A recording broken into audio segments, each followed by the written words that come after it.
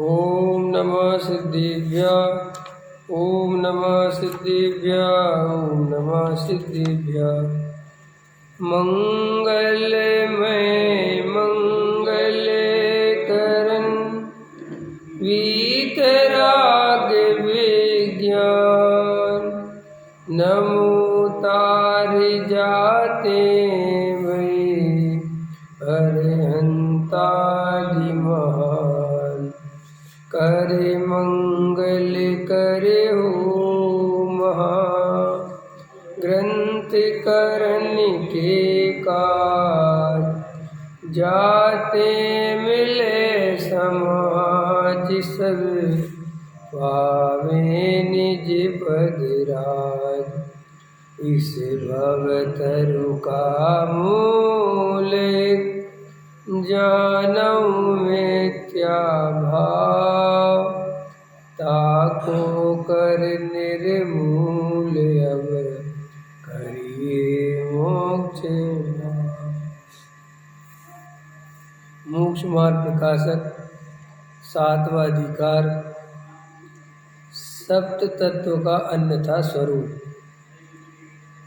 जैसे कोई पुरुष चतुर होने के अर्थ शास्त्र द्वारा स्वर ग्राम मूर्छना रागों का स्वरूप और ताल तानों के भेद तो सीखता है, परंतु स्वरादिक का स्वरूप नहीं पहचानता।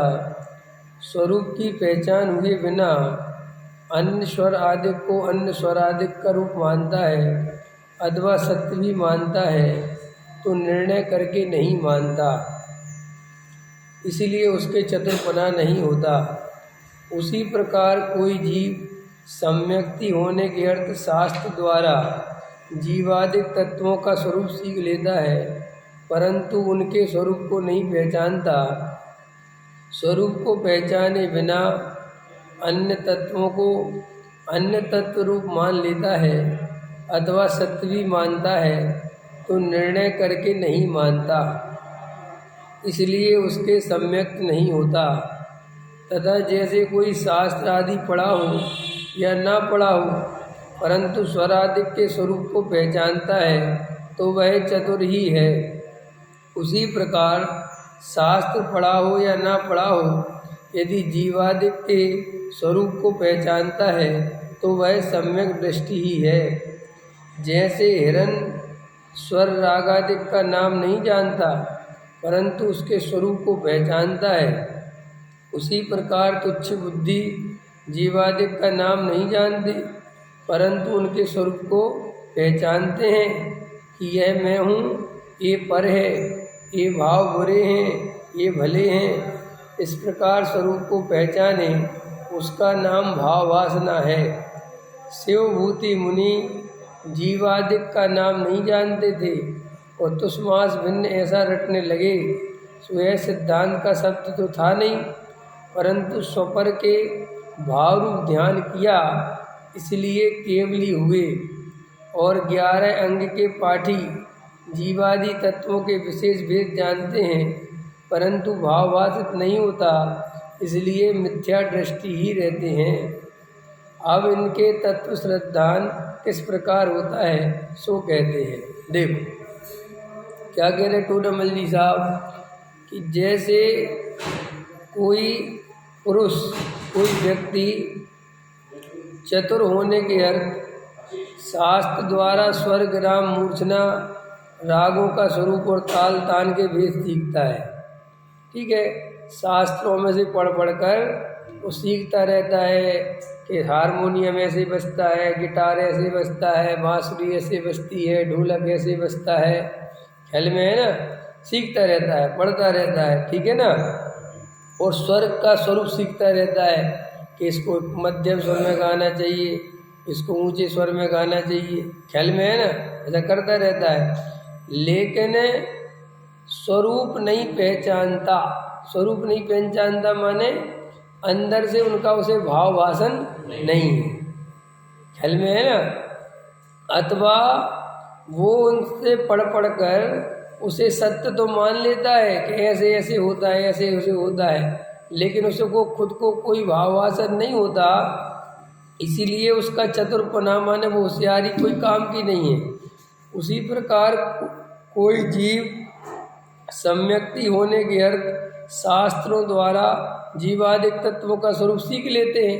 अपन देखते हैं, हम लोगों ने भी सीख लिया तत्व कितने होते हैं, तत्व किसे कहते हैं, तत्व का क्या स्वरूप है, ये हमने और आपने सीख लिया और दूसरों को भी सिखाने लग गए। जीव अजीव आश्रव बंध संबर निर्जरा मोक्ष बताने लग गए, लेकिन उन तत्वों का भाव भाषण स्वयं को नहीं है। उस आत्मा का अनुभव जीव तत्व की अनुभूति स्वयं को नहीं है। तो जैसे सीख लिया और भाव भाषण नहीं है तो उस सीखने का कोई काम का नहीं है। क्या सीखा, ख्याल में है ना।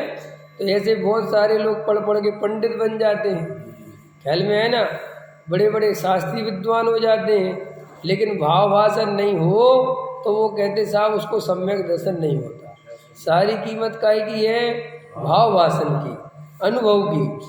देखो क्या कहते हैं, स्वरूप को पहचाने बिना अन्य तत्वों का अन्य तत्व रूप मान लेता है, माने किसी को किसी में मिलाता रहता है, बोलता सही सही है और अंदर वो मान्यता नहीं पलटती। देह और आत्मा को अलग अलग हम बोलते हैं, लेकिन अंदर से देह और आत्मा को एक मानकर चलते हैं। बोलते अलग अलग हैं। सारी दुनिया में किसी से भी पूछो कि शरीर और आत्मा एक है कि अलग अलग हैं, तो क्या बोलते हैं, अलग अलग हैं साहब। शरीर तो मिट्टी है, ये तो यहीं पड़ा रह जाएगा। अन्य मतियों के ही भजन सुन लो तुम, है ना, मिट्टी का पुतला है, मिट्टी में मिल जाएगा, है, और आत्मा रूपी पंछी उड़ जाएगा, ये सब भजन बोलते हैं और गाते भी हैं लोग, और खूब झूम झूम के गाते हैं, है नहीं। अपन भी आते हैं विधान वगैरह में ना, हाँ हाँ हाँ हाँ करते ना, भक्ति बोलते ना अपन, मैं आत्मा हूँ, मैं ये हूँ, मैं वो हूँ, मैं जीव हूँ, मैं जानने वाला हूँ, जीव जानने देखने वाला है ना, इस शरीर में नहीं हूँ, ऐसा बोलते हैं।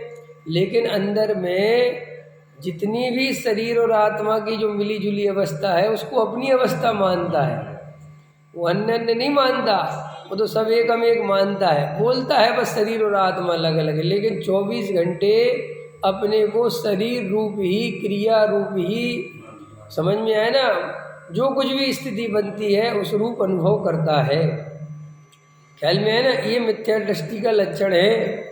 इसलिए टोडामल जी साहब कहते हैं कि कोई सत्य बोल भी रहा हो, कोई आपको 7 तत्व सही बोल भी रहा है, तो जरूरी नहीं है कि उसे 7 तत्व का भाव भाषण होए, क्योंकि बोलना अलग चीज़ है, पढ़ना पढ़ाना बिल्कुल अलग चीज़ है।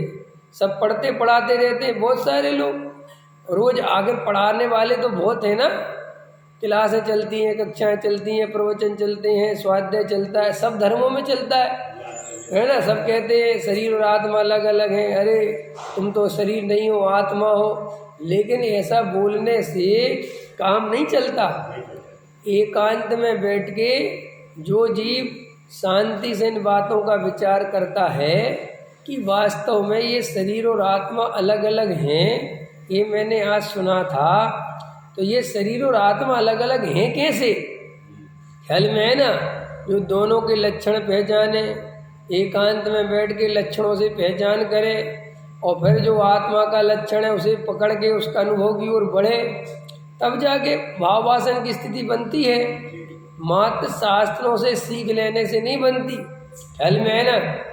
इसलिए जो लोग बहुत स्वाध्याय करते रहते हैं, आत्मा की बातें करते रहते हैं और गहरा तत्व विचार नहीं करते, आत्मानुभव का उपाय नहीं करते, उन जीवों को सम्यक दर्शन की प्राप्ति मुश्किल है, ख्याल में है ना। तो देखो क्या कहते, इसलिए उसके सम्यक नहीं होता, तथा जैसे कोई शास्त्र आदि पढ़ा हो और ना पढ़ा हो, परंतु स्वराधिक के स्वरूप को पहचानता हो तो वह चतुर है। अब दूसरी तरफ वो है कि गांव का किसान है, ना तो उसे शास्त्र पढ़ने आते हैं, ना उसे स्वर पढ़ना आता है, लेकिन वो ढोलक बजाता है, वो हारमोनियम बजा लेता है, वो बढ़िया बढ़िया बांसुरी बजा लेता है। उससे कहो कि ये कौन सा स्वर है, ये कौन सी लय है, वो कहता है ये सब मैं नहीं जानता, समझ में आया ना, लेकिन बजाता बहुत बढ़िया है। तो वो कीमतदार बात हुई कि नहीं हुई कि तुम्हें स्वर तो सब पता है, ख्याल में आया ना कि ये स्वर ऐसे के बजाओ बांसुरी, ये सब बजाना नहीं आता। तो बोले ये सीख के करे क्या तुमने, ख्याल में है ना। और वो गांव का किसान है, वो नाम भले ही नहीं जानता कि किसको क्या स्वर कहते हैं, लेकिन उसे भाव भाषण है, उसे बजाना आता है, वो स्वर निकाल सकता है। ऐसे ही मिथ्या दृष्टि जीव बहुत शास्त्र पढ़ ले, बहुत वृत्तिशील संयम आदि पाल ले, और उससे कहो कि क्यों आत्मा का अनुभव है, वेद ज्ञान है कि नहीं, वो तो नहीं है। तो वो कहते ये सब फिर पढ़ना करना लिखना सब व्यर्थ हो गया। और एक आदमी है कि तुम्हें कुछ पढ़ना आता है कि नहीं आता, कि कुछ शास्त्र याद है कि कुछ भी याद नहीं है, कि आत्मा के साथ वो अनुभव में आता है कि बस तुम पास हो गए। ये देखो कितना साफ साफ लिखा है। जैसे हिरण स्वर रागादिक का नाम नहीं जानता परंतु उसके स्वरूप को पहचानता है, उसी प्रकार तुच्छ बुद्धि जीवादिक का नाम नहीं जानते परंतु उनके स्वरूप को पहचानते हैं कि यह मैं हूँ, ये पर है, ये भाव बुरे है, ये भले है। इस प्रकार स्वरूप को पहचाने उसका नाम भाव वासना है। शिवभूति मुनिराज का उदाहरण मिलता है जैन शास्त्रों में, पुराणों में, कि उनको बिल्कुल भी याद नहीं रहता था कोई भी बात, णमोकार मंत्र भी याद नहीं रहता था। ऐसी कहानी मिलती है।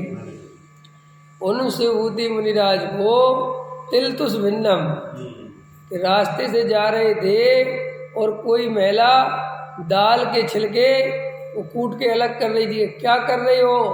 कि ये दाल से छिलके अलग कर रहे हैं। कह रहे ऐसे ही तो गुरुजी ने बताया था कि शरीर और आत्मा अलग अलग है, शरीर छिलके जैसा है, आत्मा उसके अंदर दाल है, ग्रहण करने योग्य है। बस बैठ गए ध्यान लगाने तो कहते हैं कि केवल ज्ञान की प्राप्ति हो गई, जबकि उनको णमोकार मंत्र याद नहीं रहता था। और एक व्यक्ति, देखो दूसरा उदाहरण दे रहे टूर्नामेंट जी, यह सिद्धांत का शब्द नहीं था, माने ये कोई तुलतुष भिन्नम शास्त्रीय बात थोड़ी थी, लेकिन फिर भी उससे काम हो गया। परंतु स्वपर के भाव रूप ध्यान किया इसलिए केवली हुए।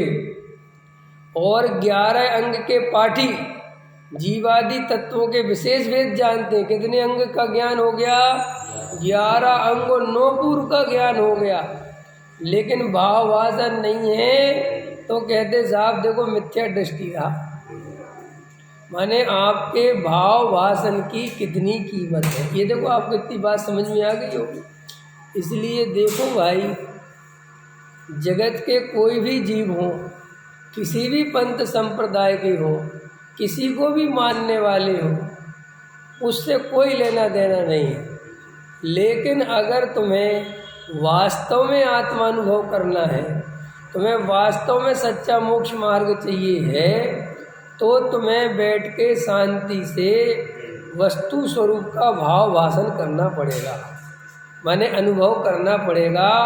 पढ़ने पढ़ाने से अकेले काम नहीं चलेगा, ख्याल में उल्टे लटकने से काम नहीं चलेगा। ये निर्णय करना पड़ेगा कि मुझे आत्मा की प्राप्ति कैसे हो। देखो पहले अपन तो ये सब बातें पहले ही बोल चुके हैं कि संसार में 99% लोगों को आत्मा के अनुभव से, भाव भाषण से, सम्यक दर्शन से कोई लेना देना नहीं है। सीधी सी बात, 99% लोगों को। और खाली इधर उधर की बात नहीं है, चाहे वो किसी भी पंथ संप्रदाय के हो, चाहे वे मुमुक्षु ही क्यों ना हो, चाहे वो कहीं के भी हो, उन्हें वास्तव में आत्मानुभव सम्यक दर्शन की बातें तो कर लेंगे भले ही, लेकिन उन्हें हृदय से सम्यक दर्शन चाहिए नहीं। ख्याल में पहले नंबर तो ये समझ लो। और जिन्हें चाहिए है 1% जो लोग हैं, उनमें भी उन्हें सच्चा मार्ग बताने वाला कोई नहीं मिलता, ये भी दुर्लभता है। तो वो नहीं मिलता तो वो फिर भी गड़बड़ करते रहते हैं। इसीलिए अगर अपने को भाग्य से सच्चा तत्व मिल गया हो तो अब ज़्यादा समय खोना नहीं, एकांत में बैठ के तत्व अभ्यास करना। क्योंकि जगत में अज्ञानियों का बहुमत रहेगा, ज्ञानी तो बहुत कम होते हैं। और रेयर होते हैं और बामुश्किल लोगों को मिलते हैं। सीधी सी बात, जिनके उदय, जिनकी योग्यता, जिनकी होनहार बहुत भली हो, उनके ही ज्ञानियों से मिलना होता है। ज्ञानी होना अपने आप में बहुत बड़ी बात है। अनंत अनंत जीव भरे पड़े संसार में से, उसमें से किसी को सम्यक दर्शन की प्राप्ति होती है, आत्मानुभूति होती है। ऐसे जीव बहुत रेयर है, बहुत कम है, और ऐसे जीव अपने को मिल जाए ये अपना भाग्य है। इसीलिए बहुत चूकने जैसा नहीं है। बहुत शांति से बैठ के विचार करना कि हे भाई, ना जाने कितने कितने जन्मों से भटकते भटकते, घूमते घूमते, चार गति में परिभ्रमण करते करते कब जाके यहाँ आ पाया हूँ। और मैं आत्मा हूँ, मैं शरीर नहीं हूँ, ये शरीर मेरा नहीं है, ये शरीर का कर्ता धर्ता मैं नहीं हूँ, ये संयोगों से सुख नहीं आता, यहाँ मैं सदा काल रहने वाला नहीं हूँ, मैं ज्ञान स्वभावी जीव तत्व हूँ, ये रागादि विकारी भाव आश्रव भाव है, ये मेरा स्वरूप नहीं है। ऐसी बात ना जाने कितने जन्मों बाद सुनने मिली होगी। हाँ, अनंत जन्मों का समझ लो। पुण्य अपन कहते हैं, हाँ, ये पुण्य इकट्ठा होना बहुत मुश्किल है। अरे राजा बनना, मकान दुकान रुपया व्यापार धन दौलत, ये तो अभी देख लो कितने लोगों के पास है, लेकिन सम्यक दर्शन कितने लोगों के पास है, सच्चा तत्व कितने लोगों के पास है। एक कसाय सच्चा तत्व भावभाषण नहीं होने देती। इसीलिए टोडरमल जी साहब अपने को क्या समझा रहे हैं कि भैया पढ़ना पढ़ाना बहुत करो, लेकिन भाव भाषण होना चाहिए। अगर भाव भाषण नहीं है, बैठ के तुम तत्व विचार नहीं करते, एकांत में आत्मानुभव नहीं करते, तो तुम्हारा ये सब अभ्यास व्यर्थ चला जाएगा। और एक प्रश्न आता है कि अगले जन्म में जिनको अगले जन्म में सम्यक दर्शन चाहिए, उन्हें किसी भी जन्म में सम्यक दर्शन नहीं चाहिए। वो इस बात की निशानी है। इस जन्म में क्या चाहिए? पैसा। और सम्यक दर्शन अगले जन्म में। इसका मतलब क्या है? इसका मतलब ये है कि तुझे कुछ नहीं चाहिए, और बदमाश है ना, सारी चिंता तो इस पर्याय की है। अगले जन्म में तो तुम सम्यक दर्शन दो तो, और मिथ्या दर्शन दो तो। मुझे तो इस जन्म में बताओ क्या मिलेगा। इस जन्म में क्या चाहिए? कि इस जन्म में अनुकूलता चाहिए, रुपया पैसा मकान दुकान मान सम्मान चाहिए, प्रतिष्ठा चाहिए। कि साहब सम्यक दर्शन कि अपन संस्कार डाल रहे हैं, अगले जन्म में ले ले। अंतर समझ में? हाँ, तो जो ऐसा कहते हैं वो नियम से मिथ्या दृष्टि है, और उन्हें तत्व की खबर नहीं है। क्योंकि ऐसा कहने का मतलब ये है कि अभी तुम समझ नहीं पाए सम्यक दर्शन कितनी इम्पोर्टेंट चीज़ है। ख्याल में है नहीं है? देखो भाई, सम्यक दर्शन भी मुझे नहीं चाहिए, ऐसा कहने का अधिकारी कौन है? जो रोज सम्यक दर्शन का पुरुषार्थ करता है। ख्याल में है ना? जो चद्दर तान के सोता है और बढ़िया खाता पीता है और कहता मुझे सम्यक दर्शन नहीं चाहिए, ये तो एक समय की पर्याय है। तू तो बेटा पूरी तरह लुट गया, तेरे पास तो कुछ भी नहीं बचा। ख्याल में है? क्योंकि तू तो मूल उद्देश्य से ही भटक गया। सम्यक दर्शन का रोज जो पुरुषार्थ करता है, गजब गजब की बात है। वो कहता है सम्यक दर्शन नहीं चाहिए, तब की बात है ये। जो निर्विकल्प आत्मानुभूति का रोज प्रयास करता है, वो कहता है मुझे सम्यक दर्शन का विकल्प भी बर्दाश्त नहीं है। वो कहता है ये कोई छोटी मोटी बात नहीं है। कि निहाल भाई के जो तुम वाक्य पढ़ते हो, तो निहाल भाई को देखो तो पहले कि उन्हें आत्मा के अलावा एक मिनट भी कोई चीज़ पसंद नहीं थी, और तुम्हें तो अभी सब कुछ पसंद है। धन भी, मकान भी, दुकान भी, प्रतिष्ठा भी, मान भी, सम्मान भी। और जब आत्मा की बात आती है, पुरुषार्थ की बात आती है, तो निहाल भाई ने कहा है पुरुषार्थ भी नहीं करना, वो तो अपने आप मिलेगा। अरे गजब की बात है, उन्हें अपने आप मिला था। पूछो तो उनसे जाके, है। रात भर ध्यान किया था। जब ये बात सुनी कि शरीर रागादि विकारी भाव इस ज्ञानानंद स्वभावी जीव तत्व से भिन्न है, तो ये अनुभव करने के लिए रात भर बैठे रहे किचन में ऐसा। अब वो व्यक्ति कह रहा है वहाँ बैठ के क्या हो, ये तो अपने आप मिल जाता है। अपने आप मिल जाता है माने इसके विकल्प करो कि मिल जाए तो नहीं मिलता। वो इस अर्थ में कह रहे हैं। और लोगों ने सोच लिया चद्दर तान के सो जाओ तो मिल जाता है। अरे भाई, सम्यक दर्शन बिना पुरुषार्थ के नहीं मिलता, ध्यान रखो। क्या कहा मैंने?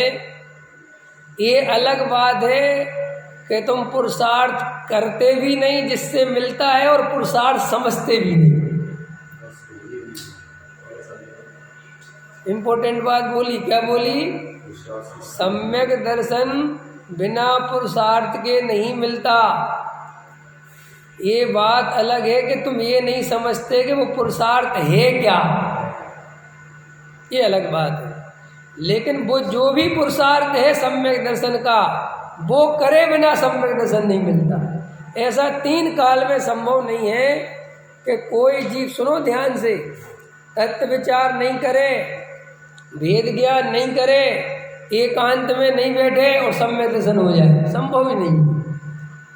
पूजा करते करते भी किसी को सम्यक दर्शन होगा तो पूजा करते करते गहरे तत्व विचार में उतरा होगा तो हुआ होगा, और कहने में आया होगा कि पूजा करते करते सम्यक दर्शन हो गया। नंदीश्वर द्वीप में जो देवों को सम्यक दर्शन होता है वो भी गहरे तत्व विचार में उतर जाते हैं तब होता है। नरकों में सम्यक दर्शन होता है तो गहरे तत्व विचार में उतर जाते हैं तो सम्यक दर्शन होता है। मुनि राजों को आहार देते देते सम्यक दर्शन हो जाता है तो गहरे तत्व विचार में उतर जाते हैं तो सम्यक दर्शन हो जाता है। त्रियंचों को मुनिराज को देख के सम्यक दर्शन हो जाता है तो वो आरोप है ये सब निमित्त अपेक्षा। सम्यक दर्शन तो जहाँ भी होगा, जब भी होगा, जिसे भी होगा, वो गहरे तत्व विचार करने पर ही होता है। वो आरोप उपचार के कथन है कि कोई भगवान की पूजा कर रहा था तो उपचार कर दिया कि भगवान की पूजा करने सम्यक दर्शन हो गया। कोई मुनिराज को आहार दे रहा था तो उपचार का कथन है कि मुनिराज को आहार देने से सम्यक दर्शन हो गया।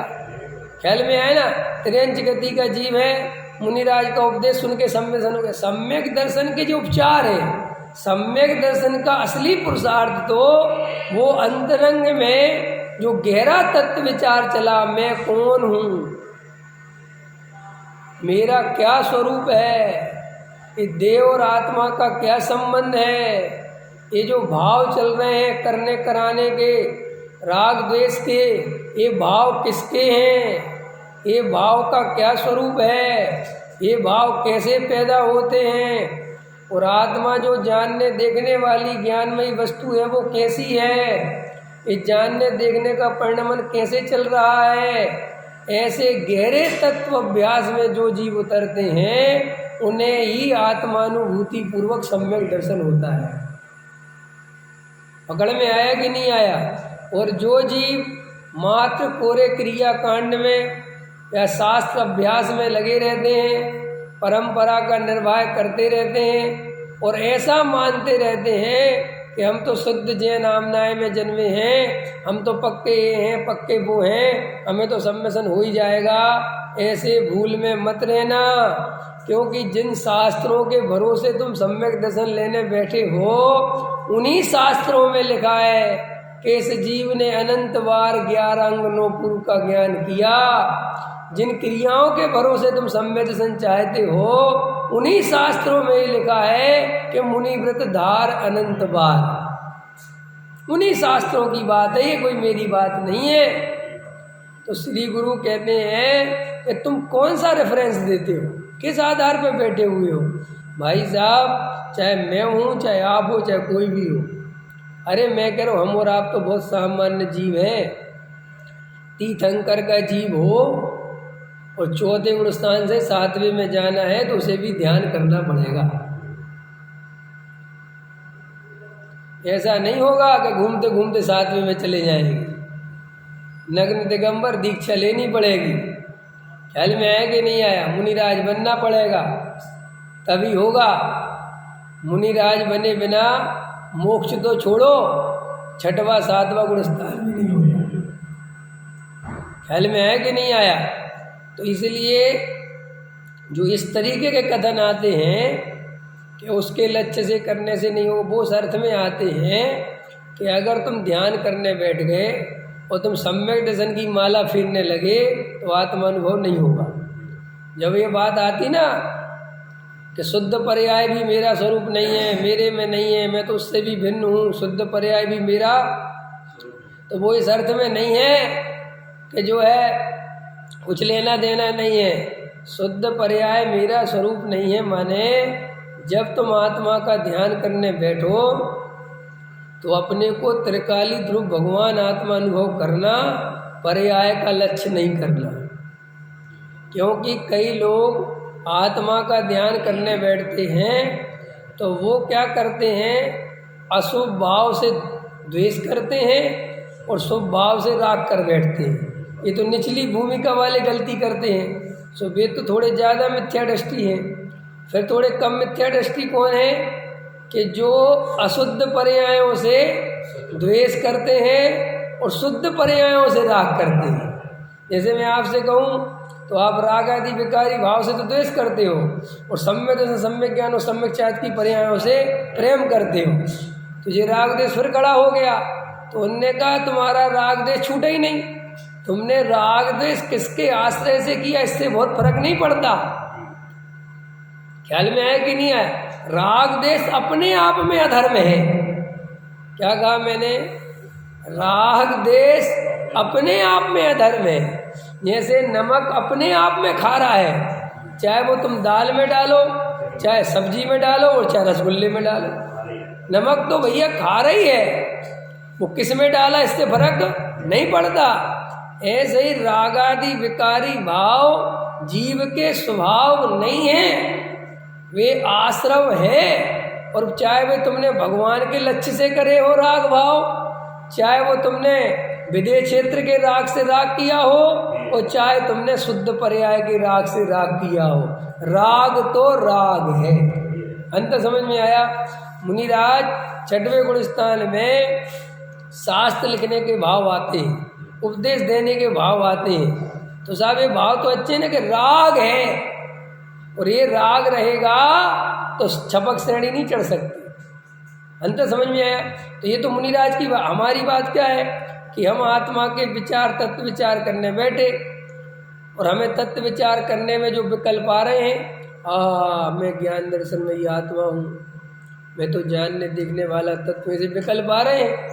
तो वो कहते इन विकल्पों को भी अपना स्वरूप मत मान लेना, ये विकल्प भी मेरा स्वरूप नहीं है, क्योंकि ये तो अभी चले जाएंगे। मैं तो सदा काल इन विकल्पों के पीछे, क्या इन विकल्पों के भी पीछे जो जानने देखने वाला तत्व है, मैं तो वो हूँ जो कुछ बोलते ही नहीं, जिसमें कुछ विकल्प होते ही नहीं, जो सिर्फ कंटिन्यू जानता देखता है। मैं ये विकल्प वाला नहीं हूँ। ये विकल्प तो आते हैं और ये चले जाते हैं। अब अगर इन विकल्प वाला अपने को मानोगे तो क्या प्रॉब्लम क्रिएट होगी?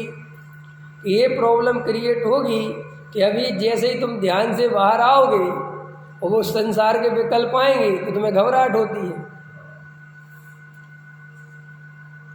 कल मैं एक बात समझाने की कोशिश कर रहा था, मुझे ऐसा लगा वो रह गई, इम्पोर्टेंट बात थी। देखो भाई, हम लोग ये जो ध्यान करते हैं और जो ध्यान में हमारा मन नहीं लगता, आकुलता होती है, घबराहट होती है, बेचैनी होती है, बाहर के विकल्प बहुत आते हैं, ख्याल में है ना? इन सब का बहुत मूल कारण बाहर में नहीं है, अपने में है। ये लोगों का बहुत प्रश्न होता है, इसलिए मैंने कल सोचा था बताऊंगा, लेकिन वो किसी बातों में रह गया। देखो भाई, हमें जन्मों जन्मों से अशांति में रहने की आदत पड़ी हुई है। मैंने कल बेटे का उदाहरण भी दिया था, लेकिन वो रह गया। उदाहरण तो दे दिया था। हमें जन्मों जन्मों से अशांति में रहने की आदत पड़ी है, और ध्यान में मिलती है शांति। ध्यान में क्या हो जाती है, तो शांति होते ही हमें होने लगती है घबराहट कि ये क्या हो रहा है, क्योंकि ध्यान में डूबे और हुई शांति, और शांति हुई तो तुम्हें लगता है सब कुछ खत्म, कुछ भी नहीं है, क्योंकि तुम्हारा सब कुछ चालू है अशांति में। नहीं समझ में आया? पॉइंट पकड़ना ध्यान से। तुम्हारा जो कुछ भी चल रहा है जीवन, वो चल रहा है करने धरने में, प्लानिंग करने में, विचार करने में, ये करना, ये काम करना, ये करना है, उससे पैसा लेना, उससे पैसा देना है, मकान का काम करवाना है, लड़के की शादी करनी है, ये करना है, वो करना है, ये सब तुम्हारे जीवन में करना करना करना करना करना चल रहा है, बराबर। और तुम्हारी ऐसी ही मान्यता है कि करने से होगा। दो बातें हो गई। अब तुम ध्यान करते हो, वहाँ करना छूटता है,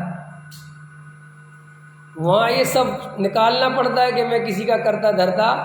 तो जैसे ही ये भाव गहरा होता है कि मैं किसी का करता धरता नहीं हूँ, तुम्हें बेचैनी गिरती है, तुम्हें घबराहट होती है, क्योंकि जैसे ये भाव बनता है ज़्यादा, उतने में तुम्हें लगता है अरे जैसे ज़्यादा डूब गया तो बाहर कौन करेगा, जैसे तो सब खत्म हो जाएगा, अरे अभी तो मैं ग्रस्त हूँ, अभी तो मुझे करना पड़ेगा। कई लोग तो आत्मा में ज़्यादा डूबने लग जाए ना तो बाहर आ जाती है, कहते भैया बाहर आ जाओ, मैं मुनि थोड़ी हूँ, मुझे तो अभी घर भी संभालना है। अंदर समझ में आया कि नहीं है? देखा होगा, ये अनुभव करे होंगे तो पता चलेगा, नहीं करे होंगे तो कैसे पता चलेगा। तो हमें अशांति में इतनी रहने की आदत है कि जब कोई शांति वाली चीज़ हमें मिलती है तो हमें वो समझ में नहीं आती कि क्या हो रहा है। एक तो ये कारण है। दूसरी बात ये है कि हमने अपने अंदर कभी झांक के नहीं देखा कि हमारी एक्चुअल स्थिति क्या है। क्या कहा मैंने? दूसरी प्रॉब्लम क्या है हमारी, कि हमने कभी झांक के नहीं देखा कि हमारी एक्चुअल स्थिति क्या है। जैसे समझ लो अपने पूरे टाइम कपड़े पहने रहते हैं, उदाहरण के लिए ताकि तुम्हें समझ में आ जाए, और अंदर अपन कमज़ोर होते जा रहे हैं और कपड़े ऐसे पहने रहते तो अपन को पता नहीं चल रहा, उदाहरण के लिए। और तुमने कपड़े उतारे, और कपड़े उतारे, तुम्हारे घर में शीशा भी इतना ही है, और इतना ही है, गरीब आदमी हो मान के चलो, नहीं देख पाते, शरीर देखने की फुर्सत ही नहीं मिलती, और अंदर शरीर बिल्कुल कमज़ोर होता जा रहा है। हमने अब एक दिन तुमने कपड़े उतारे और बड़ा दर्पण देखने को मिल गया, तो देखो बहुत ध्यान से, या और ले लो उदाहरण, छोटे मोटे दाग नहीं दिखते अपने को चेहरे पे, क्योंकि उतना बढ़िया दर्पण नहीं है, और एकदम कोई मॉल वगैरह में गए एकदम साफ दर्पण मिला, एकदम साफ, और उसमें चेहरा देखो, नहीं इतने दाग नहीं भाई, नहीं समझ में, अंदर समझ में आ रहा, अरे ये तो फुंसी भी है, देखो बारीक बारीक। तो जैसे वहाँ पे मिला तो तुम्हें थोड़ी सी बेचैनी हो गई, और अभी तक तो तुम मस्त थे, जबकि चेहरा तो वही था, दाग भी वही थे, लेकिन वो दर्पण इतना साफ नहीं था। और ध्यान माने दर्पण को साफ करने की प्रक्रिया, जिसमें धूल लगी हुई है जिस दर्पण में, उसमें तुम अपना रोज चेहरा देखते हो तो तुम्हें अपनी सच्चाई पता नहीं चलती। वो धूल क्या है? वो धूल क्या है? बच्चों की, मकान की, दुकान की, समाज की, मान की, सम्मान की, ये सब धूल लगी हुई है, और इस धूल में तुम्हें अपना असली चेहरा भूल गए। कोई कहता है सेठ जी नमस्कार, सेठ जी जय जिनेंद्र, सेठ जी आई एम सेठ। कोई कहता है पंडित साहब मैं पंडित। कोई कहता है इंजीनियर साहब, अरे मैं इंजीनियर। कोई कहता है अरे तो बहुत गजब के आदमी है साहब, बहुत गजब, बहुत समर्पित आदमी है साहब, इनके बिना संस्था नहीं चल सकती। वाह गजब। ख्याल में आया कि नहीं आया? किसी ने कहा बहुत बढ़िया भोजन बनाते, बस फूल गए। किसी ने कहा बहुत बढ़िया, अरे गाते हैं साहब बहुत बढ़िया, फूल गए। सब धूल हैं। अब इन धूलों में तुम अपने को भूले रहते हो। ख्याल में आया ना? अब जब ध्यान करने बैठे तो वो धूल हटानी है। धूल कैसे हटेगी? कि पहले नंबर का ध्यान है कि मैं स्त्री पुत्र मकान दुकान का करता धरता नहीं हूँ, ये मेरे नहीं है। पहले नंबर की धूल हटी, थोड़ी साफ हुई। फिर दूसरे नंबर की ये शरीर भी मैं नहीं हूँ, ये शरीर भी मेरा स्वरूप नहीं है, इसका भी कर्ता भोक्ता मैं नहीं हूँ। ये दूसरे नंबर की धूल हटी। उदाहरण के लिए फिर अंदर जो रागादि विकारी भाव चल रहे हैं, ये भी मेरा स्वरूप नहीं है, थोड़ी और धूल हटी। अब धूल हटती जा रही है तो तुम्हें घबराहट बढ़ती जा रही है, क्योंकि घबराहट इसलिए बढ़ रही है कि तुम जो अपने को इन संयोगों के भरोसे बलशाली मानते थे और अपने को भूले थे, वे सब तुमसे एक एक करके छिनते जा रहे हैं। अब तुम्हें लग रहा हो रे अब स्त्री पुत्र मकान मेरे नहीं है, ओ शरीर भी मेरा नहीं है, ओ तो मेरा क्या है कि तुम्हारा कुछ नहीं है, तुम्हारा जानना देखना जो स्वरूप है यही बस है तुम्हारा। अब तुम्हें इसमें कोई रस है नहीं, मन इसकी तुम्हें खबर है नहीं कि ये कोई बलशाली चीज़ है। आत्मा बलशाली चीज़ है, इसकी खबर है। आत्मा नहीं मरेगा, अजर अमर तत्व, ये सुना है। क्या कहा मैंने? अजय के बाद आओ, मैं तुमसे पूछता हूं, तुम आत्मा को बचाना चाहते हो कि शरीर को? साहब क्या मतलब बताओ कि शरीर को क्यों, शरीर को क्यों बचाना चाहते हो? रात दिन किसकी चिंता करते हो? मनोज जी नाम आपका, क्या नाम? मनोज जी, नीरज जी, हाँ बोलो। मनोज आपके भाई का नाम है, हाँ बताओ नीरज जी, रात और दिन किसकी चिंता करते हो? शरीर की। क्यों करते हो शरीर की? क्योंकि अपने को शरीर ही मानते हो और ऐसा लगता है कि शरीर नहीं होगा तो मैं खत्म, सब खत्म। इसलिए आत्मा का कोई बल नहीं आता अंदर से। आत्मा अजर है, हमारा सुनते रहते हो, लेकिन डॉक्टर से कहते हो दवाई दे दो अजर अमर होने के। ख्याल में है कि नहीं है कि तुम्हारे शास्त्र तो कह रहे तुम अजर अमर हो, कि शास्त्रों की छोड़ो तुम, वो हमारी परंपरा है, वो हमारा कुल का धर्म है, वहाँ हम ज़्यादा छेड़छाड़ नहीं करते, लेकिन हमें भरोसा तुम पे ही है। तो सुनते हो गए ना तुम लोग कि वैद्य जी अपने बराबर में रहते थे, कि वैद्य जी समझ गए, वैद्य जी चूरन चटनी वाले, अरे वैद्य जी हमारे पेट में तकलीफ है, कि ले ले भैया ये दवाई ले ली और रख ली खींचे में, ख्याल में है ना। और गए फिर अंग्रेजी डॉक्टर गए, डॉक्टर साहब नमस्कार। उसको एक बार सावधानी है, सावधानी किसके पास होती है? जिसके पास विश्वास हो कि ये ठीक करेगा। तो उसके देखो अंग्रेजी डॉक्टर के पास तुम्हारा स्टाइल बदल जाता है, वैद्य जी पे तुम्हें ज़्यादा भरोसा खुद भी नहीं रहता और अंग्रेजी डॉक्टर पूरा रहता है, ये अंग्रेज है भाई, वैज्ञानिक आदमी, हाँ साहब दो हमें, तो समझे वो देता है, समझे उसके ले लेते हो दवाई, बड़ी उससे ले लेते हो। तो जैसे तुम वहाँ वैद्य जी से जबरदस्ती ले ली कर ली, अंदर भरोसा किस पे है? ना आयुर्वेदिक पे, ना होम्योपैथिक पे, अंतोगत असली भरोसा किस पे है? कि हमें एलोपैथिक ही बचाएगी। पकड़ना उदाहरण के लिए। ऐसे ही हम कितने ही धर्म की बातें करें, कितने ही स्वाध्याय करें, लेकिन हम भाव भाषण नहीं करेंगे तो हमें भरोसा शरीर पे ही रहेगा, हमें भरोसा संयोग पे ही रहेगा, हमें भरोसा धन पे ही रहेगा। हम कहेंगे धन में कुछ दम नहीं है, दोनों हाथ उलीजिए, यही सयानो काम। दाम क्या? पानी बाड़े नाव में, घर में बाड़े दाम, दोनों हाथ उलीजियो, यही सयानो काम। ख्याल में है ना कि नाव में पानी भर जाए तो क्या करना? कुछ ही लो, तुरंत बाहर निकालो। वो घर में पैसा बढ़ जाए तो जल्दी जल्दी दो, दान दो। ख्याल में है कि नहीं आया? यही सयानो काम। अरे यही सयानो काम नहीं है। जितना पैसा बढ़ता है, जितनी संपदा बढ़ती है, उससे मिथ्या दृष्टि अज्ञानी जीव अपने को बड़ा और ताकतवर अनुभव करता है। आत्मा के कारण अपने को ताकत वाला अनुभव नहीं करता। अरे हम अजर अमर भय, हमको काहे का डर? लेकिन उसका डर मिटता भी है तो बड़ा मकान बनाने से। थोड़ी देर के लिए डर निकलता भी है पैसे की दम पर। हमारे पास बहुत पैसा, हम किसी के नहीं। यार नेताओं से दोस्ती हो जाए बड़े बड़े, हमारी बहुत दूर दूर तक पहचान है, अरे साहब हमारी बहुत पहचान है, उसकी दम पर निर्भय होता है, आत्मा के आश्रय से निर्भय नहीं। तो अपन क्या की चर्चा कर रहे हैं? ध्यान की। कि वो जो ध्यान करता है तो वहाँ पर उसे घबराहट होने लगती है कि ऐसे में तो मेरा सब कुछ ही छूटा जा रहा है, क्योंकि वो जिनके भरोसे जी रहा है वे भरोसे वहाँ टूटते हैं। ध्यान में क्या होता है? सारे भरोसे टूटते हैं तुम्हारे, और एक नया भरोसा भी पैदा हुआ नहीं। आप समझ गए मैं क्या कहना चाहता हूँ? ध्यान एक ऐसी प्रक्रिया है जिसमें पुराने रिश्ते सारे तोड़ने हैं।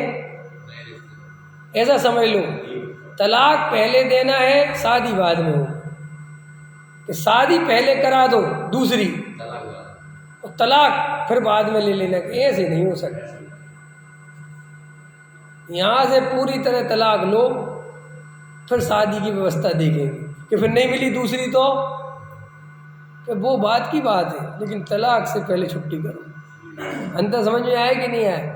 ऐसे ही हम क्या सोचते हैं, हर आदमी सोचता है, होशियार है ना, बुनियादी बुद्धि है ना। हम क्या सोचते हैं, हम ऐसा ध्यान करने बैठे, ख्याल में है ना, और ये संयोग वंयोग तो झूठे सिद्ध होते जा रहे हैं सब, और हमें तुरंत आत्मा मिल जाए ताकि हम उसके भरोसे जीने लगेंगे। अभी हम काहे के भरोसे जीते हैं? संयोगों के भरोसे। और ये संयोग ध्यान में छूटते हैं और आत्मा मिलता नहीं, इसलिए लोग कहते हैं हमें नहीं करना ध्यान, क्योंकि इससे अच्छे तो हम उसी के भरोसे कम से कम। ख्याल में आया कि नहीं आया? लोग देखा तुमने, कभी कभी कोई आदमी एक घर में उसके साथ बहुत दुख दिया जा रहा है, बहुत उसके साथ अन्याय किया जा रहा है। समझ लो छोटा भाई है, शादी भी नहीं हुई, और बड़े भाई ने सारी संपत्ति भी रख ली। वो बेचारा थोड़ा बुद्धि का कमज़ोर था, समझ लो उदाहरण के लिए, और उसे अपने घर में रख लिया नौकर टाइप। वो बेचारे से काम करवा रहा है, ये करवा रहा है। तो उससे कहा कि तुम इतनी समस्या भोग क्यों रहे हो? ये तुम्हें समय पर रोटी भी नहीं देता, बहुत तकलीफ देता है, रोज़ तुम्हें मारता है, तुम चले जाओ ना कहीं। तो वो कहता कहाँ जाऊँ? कम से कई लोग तो ऐसे होते हैं, जेल से निकले 6 महीने 8 महीने 2 साल 4 साल की सज़ा काटी, और फिर बाहर आए, और फिर फटाफट उन्होंने कुछ क्राइम किया, और फिर कहते वापस अंदर खुले ही चले आते, कहते अंदर डाल दो, हम किसी को निपटाया है। कहने लगे क्यों, तुम करते क्या हो? बोले जेल में बहुत शांति है, 2 टाइम की रोटी मिल जाती है, किसी से चिकचिक नहीं, दोस्त यारी भी बन गई है सबसे, कैदियों से भी, और जेलर साहब भी तो ऐसे होते हैं। ये जो अच्छे नंबर बन के कैदी होते हैं, पता है उनसे कैसे बोलते हैं जेलर से? और साहब क्या हाल है? वो कहते बढ़िया बढ़िया, तू फिर आ गया? अरे बाहर मनी नहीं लगता आपके बिना। ख्याल में आया? चल चल चल लग जा काम पे, ऐसा होता है।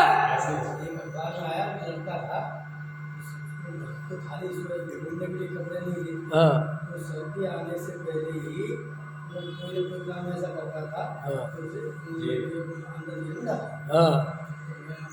बार बार 3-4 बार जब ऐसा हुआ तो ऐसा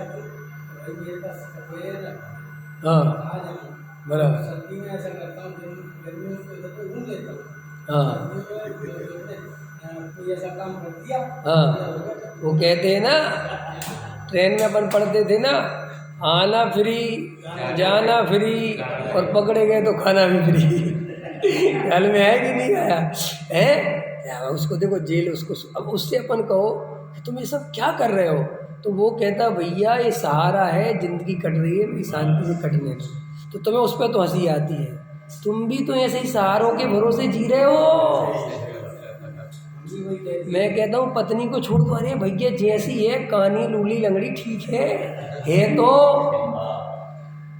नहीं समझ में आया ना? कहाँ जाएंगे, किसके भरोसे रहेंगे? ख्याल में है कि नहीं? भैया जैसी कट रही है कट जान दो। ख्याल में है? हमें ज़्यादा छेड़ो छाड़ो मत, और तुम्हें ज़्यादा हो तो तुम रख लो, तुम तो रखोगे नहीं, हमें पता है 1 दिन की रोटी तो दोगे नहीं। हम तो समझ में आ रहा? ऐसे ही हमारी जिंदगी है पूरी, हमें आत्मा मिलता नहीं, और इस शरीर संयोग कहते छोड़ दो, तो हम कहते काय की दम पे छोड़ दें? हम कहते साथ में आत्मा दे दो, केवल ज्ञान जो तुम हल्ला मचाते रहते हो बढ़िया बढ़िया आत्मा के बारे में, वो कुछ 2-4 रिद्धियाँ सिद्धियाँ दे दो और यहाँ से हमसे सब ले लो। अब शर्त ये है कि ये सब छोड़ो। नहीं नहीं, तब भी कोई भरोसा नहीं है मिलेगा कि नहीं मिलेगा, रिस्क लेनी पड़ेगी। कि कैसे आप कैसे कह रहे हो कि नहीं मिलेगा? मैं कह रहा हूँ मुनि वृद्धार अनंत बार सब छोड़ दिया था, नहीं मिला, क्योंकि वो भी वास्तव में ऐसा है कि होनहार भली हो, ख्याल में है ना, सही पुरुषार्थ करे, सही जगह अपना जेक लगाए तो मिल जाए। और छोड़ छाड़ के बैठ जाए और गलत जगह घुस जाए, क्रिया कांड में उलझ जाए, शरीर की क्रिया से अपने को धर्मात्मा मानने लग जाए, शास्त्र पढ़ पढ़ के अपने को पंडित मार के ज्ञानी मानने लग जाए, तो फिर सब छूट जाए। छोड़ने से क्या होता है? तो ध्यान में ये सबसे बड़ी समस्या आती है कि वहाँ पर तुम्हें खालीपन दिखाई देता है। अभी तुम अपने को चीज़ों से भरे हुए हो कि नहीं? मैं विवेक कुमार, मेरा एक मकान है दिल्ली के अंदर, कोई छोटी मोटी बात है क्या? मेरे 2 बेटे हैं, 2 बच्चे हैं, मेरा ऐसा है, मेरा वैसा है, मेरा सारा रुतबा है, पैसा ही बहुत है, बड़ा। इन सब चीज़ों से तुमने अपने को भर रखा है, समझ गए ना? भर रखा है माने भारी कर रखा है, तो तुम्हें लगता है कि मैं कुछ हूँ। वो जब ध्यान करने बैठते हो तो वहाँ सभी उतारना पड़ता है कि न तुम्हारे बेटे हैं, न तुम्हारा घर है, न तुम्हारा मकान है, न दुकान है, न पड़ोसी है, न पत्नी है, न बच्चे हैं। अरे जहाँ दे अपनी नहीं तब औरों की क्या बात करना, वो सब उतारना पड़ता है। तो इसको घबराहट और बेचैनी होती है। एक बात ये तो मैं तुम्हें यहाँ तक समझा दी। अब मैं दूसरी बात समझाना चाहता हूँ कि लोगों ने अपनी सच्चाई देखी नहीं है कि हमारे अंदर भरा क्या है। तुम अभी पूजा पाठ कर लेते हो, 1 घंटे का स्वाध्याय सुन लेते हो, एक शादी करके एक स्त्री के भरोसे रह रहे हो, स्त्री पुरुष के भरोसे रह रही है और अपने थोड़ी छोटी सी दुनिया बना ली है, और तुम इसमें क्या खोए रहते हो। तो तुम्हारे अंदर क्या क्या कसाय दबी हुई है ये तुम्हें पता नहीं चलता, समझ ना ध्यान से। तो एक तो कसाय दबी रहती वो अलग मैटर है। दूसरा सबसे बड़ी बात ये है कि तुम्हें जो सुबह मंदिर आ गए, पूजा कर लिया, स्वाध्याय कर लिया, ख्याल में ना, थोड़ा मंदिर में दान कर दिया, संयमित भोजन कर लिया, अन्याय नीति वक्त जो भी थोड़ा मर्यादित कर लिए, तो तुम्हें उससे क्या होता है कि ऐसा एक आवरण बन जाता है कि तुम्हें उससे लगता है कि मैं धार्मिक हो गया और मेरा धर्म चल रहा है, मैं तो भैया जैन धर्म का पक्का अनुयायी हूँ, मैं रागी द्वेषियों की शरण में नहीं जाता। ये तुम्हें 2-4-10 बातें सिखा दी जाती हैं जिनके भरोसे तुम झांसी की रानी बन जाते हो। समझ में आया कि नहीं आया? और अपना ही धर्म सच्चा है और अपन किसी के झुकेंगे नहीं, ये नहीं करेंगे, वो नहीं करेंगे। ये सब तुम बाहर में जो धन की संयोगों की चादर ओढ़ रखी थी ना, उसमें 2-3 चादरें और ओढ़ लेते हो, ख्याल में है ना? ऐसा समझ लो 10 मुखौटे लगा रखे थे तुमने, मुखौटे तो समझते हो ना, 10 चेहरे लगा रखे थे, उसमें एक चेहरा तुमने धर्म का भी लगा दिया। जब किसी ने तुमसे धर्म की बात छेड़ी, समझ में आती कि नहीं है? जैसे तुम ट्रेन में गए, तुम्हारे कितने चेहरे होते, मैं तुम्हें एक उदाहरण देके समझा सकता हूँ कि तुम कैसे हो। तुम ट्रेन में गए, ट्रेन में तुम हमेशा वैसे ही बन जाते हो जैसा सामने वाला होता है, देखा तुमने? जैसे ट्रेन में तुम बैठे हो, सामने वाली बर्थ पे एक व्यापारी बैठा है, तो तुम तुरंत क्या कहोगे? हमारा भी व्यापार है और हमारा विश्वास नगर में बहुत बढ़िया काम। आपका किस चीज़ का है? मेरा तो कपड़े का काम, और मेरा साहब केबल का। अच्छा अच्छा अच्छा, आप सारी बातें काय पे डाइवर्ट कर लेते हो। आप अपने को क्या प्रेजेंट करते हो उसके सामने कि मैं व्यापारी। अब मान के चलो सामने वाला एक धार्मिक आदमी बैठा है, पंडित टाइप का आदमी बैठा है, पंडित जी राम राम या जय जिनेन्द्र जो भी है। अच्छा, आप सागर के रहने वाले हैं? हाँ। अच्छा अच्छा अच्छा, आप स्वाध्याय वगैरह करते हैं? हाँ, हम भी करते हैं, हमारे यहाँ सुबह शाम स्वाध्याय चलता है। अब तुमने कौन सा मुखौटा लगा लिया? समझ में आ गई? समझ में आ गई मेरी बात? पकड़ना बहुत ध्यान से, उदाहरण दे रहा हूँ मैं तो, ताकि समझ में आ जाए। ऐसे तुमने हजारों तरह के मुखौटे लगा रखे हैं जिसमें तुम्हारा असली चेहरा क्या है वो तुम्हें पता ही नहीं है। एक बहुत बड़ा फिलोसफर हुआ है पश्चिम में, उसकी लाइन तो मुझे याद तो रहता नहीं, छह उपसम नहीं है तो याद नहीं रहता वो पर्टिकुलर चीज़, क्योंकि पढ़ता भी नहीं हूँ। इस किस पे भी मुझे 2 मिनट बोल दो, ये छह उपसम कोई बड़ी चीज़ नहीं है बद्रसेन जी। क्या कह रहा हूँ मैं, ये छह उपसम कोई बड़ी चीज़ नहीं है। ये संस्कृत प्राकृत सीख लेना सिखा लेना कोई बड़ी चीज़ नहीं है। घबरा रहा है, बहुत खतरनाक बात बोलो ताकि तुम्हारे जीवन में भार उतर जाए।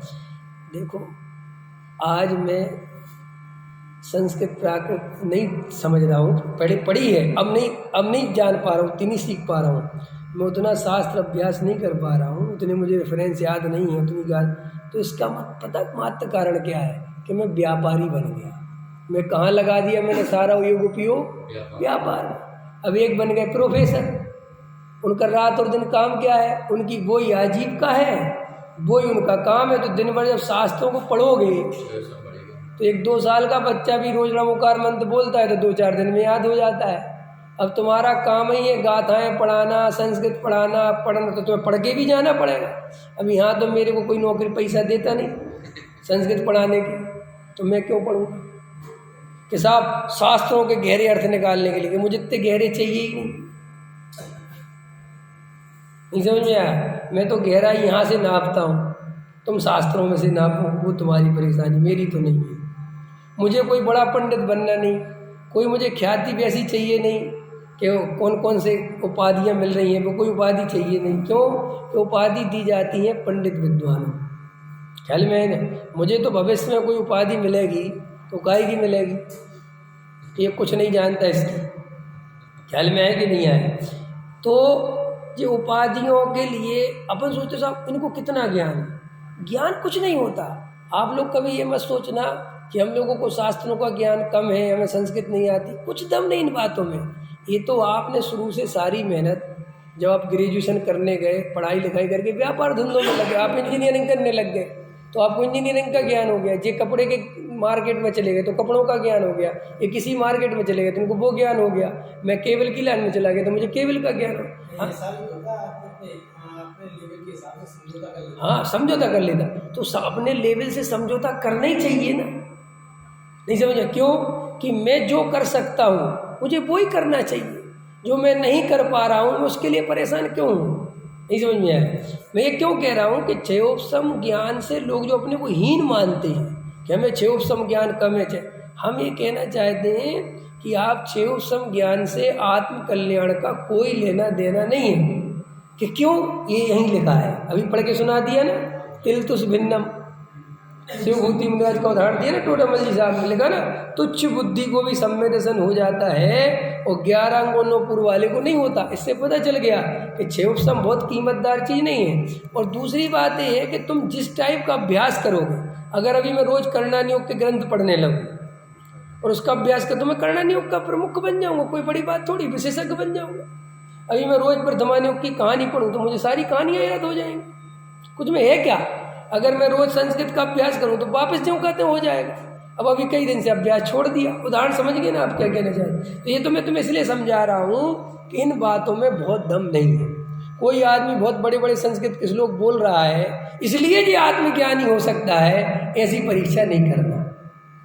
कोई आदमी बहुत व्रत उपवास कर, ऐसे व्रत उपवास का भी ले लेना, व्रत उपवास भी अगर आप अभ्यास करने लगो तो आपको होने लग जाए।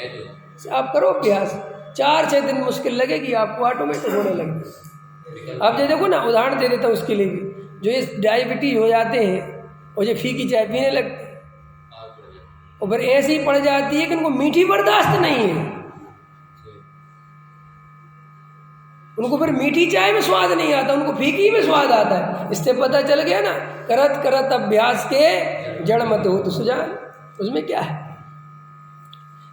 तो मैं क्या समझा रहा था कि ध्यान में बहुत सारी चीज़ें आपको क्लियर करनी है। अभी आधी बात बोली है मैंने ध्यान के संबंध में, एक पार्ट बोला है, दूसरा पार्ट रह रहा है और समय हो गया है। और अभी तो मैं तुम्हें उसकी बात बता रहा था जो वो रह गई, वो पश्चिमी की। क्या बता रहा था कि वो कहता है, क्या बात पे कही थी मैंने, मुखौटे।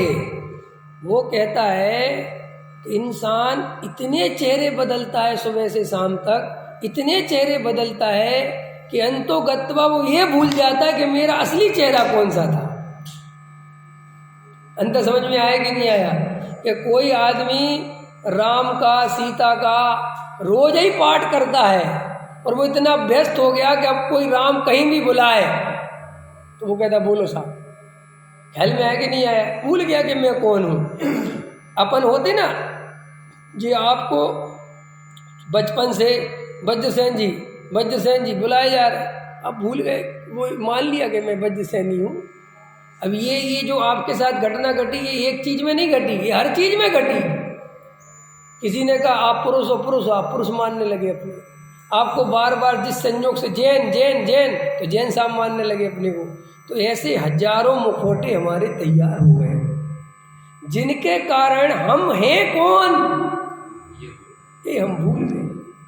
और ध्यान में यही काम करना है कि मेरा चेहरा कौन सा है, वो पहचानने का नाम है ध्यान। पकड़ में आ रही बात? समझ में आ रही है?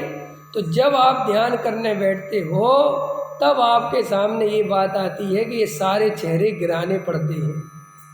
और आप इन चेहरों में, मैं ये बात क्लियर कर रहा था कि आपने 10 नकली चेहरे लगा रखे हैं, उसमें आपने धर्म का भी एक नकली चेहरा लगा लिया है। कौन सा चेहरा लगा लिया है? और धर्म की कोई बात आती है तो तुम अपने 2-4 क्रियाकांड गिना देते हो। कौन से? कोई कहता अच्छा बोलो नीरज जी आप धार्मिक हो के नहीं, तो धर्म वरम करते हो कि नहीं? जब बोल रहे तो धर्म से, हाँ साहब हम तो धर्म से क्या बात कर रहे हैं, हम 4 संस्थाओं के अधिकारी हैं, 4 संस्थाओं में हमारा दान जाता है, और फलानी संस्था में तो हम रोज़ प्रक्षाल करने जाते हैं और वहाँ हमारा दान चलता है, और हम तो अष्टमी चतुर्दशी नहीं लेते और रोज़ पूजा करते हैं, और स्वाध्याय में भी कभी कभार टाइम मिलता है, जैसे आज मिल गया तो बैठ गए। हम तो भैया धर्म से पूरे जुड़े हुए हैं। ये कौन सा चेहरा लगा रखा है तुमने? धर्म की कोई बात करेगा तो तुरंत ये चेहरा ले। इन चेहरों से क्या हुआ कि भाई बाकी के चेहरों से तो जो होना तो सो हुआ, इस धर्म के चेहरे से बहुत नुकसान हो गया। क्यों?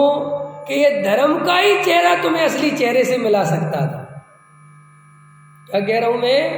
ये धर्म का चेहरा ही तुम्हें तुम्हारे असली चेहरे से मिला सकता था, और तुमने धर्म का भी नकली चेहरा लगा लिया, तो असली चेहरा मिलना बहुत मुश्किल है।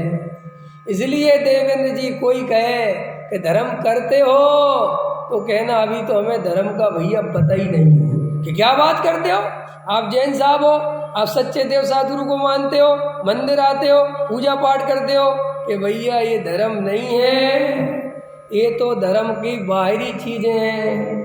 असली धर्म तो अंदर त्रिकाली ध्रुव भगवान आत्मा चेतन तत्व, उसकी अनुभूति का नाम है, उसकी श्रद्धा का नाम है, उसके ज्ञान का नाम है, उसमें रमने का नाम है। और वो ज्ञान स्वभावी आत्मा तो मेरे अनुभव में अभी आया नहीं, तो मैं आपसे कैसे कह दूं कि मैं धार्मिक हूँ? जगत भले ही मुझे धार्मिक कहे तो कहता रहे, हम अपनी असलियत जानते हैं कि हम धार्मिक हैं कि नहीं। ख्याल में आया? सहजानंदी शोध स्वरूपी